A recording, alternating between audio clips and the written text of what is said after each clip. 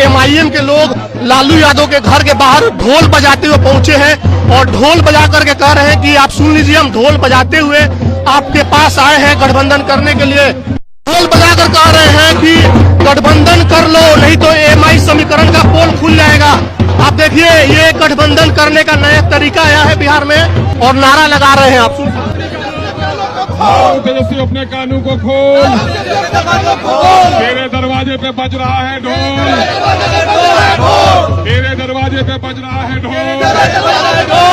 गठबंधन के लिए अपना दरवाजा खोल, गठबंधन के लिए अपना दरवाजा खोल, खुल जाएगा फिर तेरे माई समीकरण का पोल।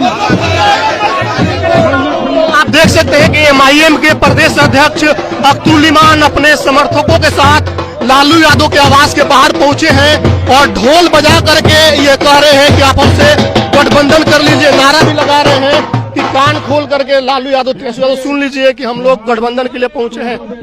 क्या कुछ कह रहे हैं? यही वजह है कि हम लोगों ने पिछले दिनों में राजद सहित तमाम घटक दलों को एक पत्र दिया कि बिहार में सेकुलर वोटों के बिखराव को रोकिए और सांप्रदायिक शक्तियों को पराजित कीजिए और गठबंधन की सरकार बनाइए।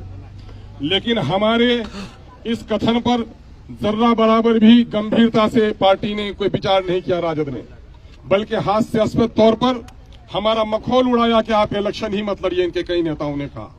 हालांकि हम लोगों ने अपना पत्र देने के बाद इनके कई निकटतम विधायकों के जरिए से मैसेज दिया कि हम आसमान के तारे नहीं मांग रहे हैं, हम मंत्री आपसे सिर्फ इतना कहना चाहते हैं कि हमारे लिए बिहार में 6 सीटों को सुरक्षित कर दीजिए और अगर सरकार बन जाती है तो सीमांचल डेवलपमेंट काउंसिल बनाकर सीमांचल को विशेष पैकेज दीजिए।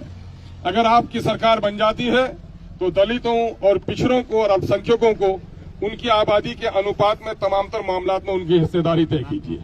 यही मांग हमने किया था, लेकिन पार्टी ने गंभीरतापूर्वक इस पर कोई विचार नहीं किया और हम इसलिए याद दिलाने के लिए आए हैं कि 2005 में राजद को बहुमत नहीं मिल पाया, जिसकी वजह से बिहार में सरकार बनाना उनके लिए कठिन प्रश्न था।